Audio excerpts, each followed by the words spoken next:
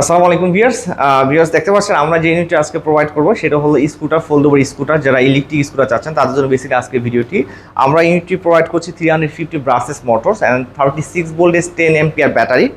এবং এটা যে ফিচারগুলো আমি একটু দেখাই দিচ্ছি, যেমন এটা চাইলে আপনি ফোল্ডিং করে নিতে পারবেন, এখানে ফোল্ডিং অপশন আছে।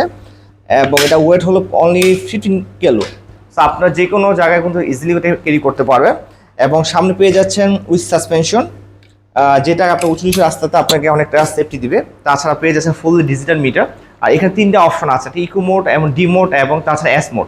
আপনার normal top speed 30, normal minimum top speed 10 থেকে 15 কিলোমিটার পর্যন্ত রাইড করতে পারবেন।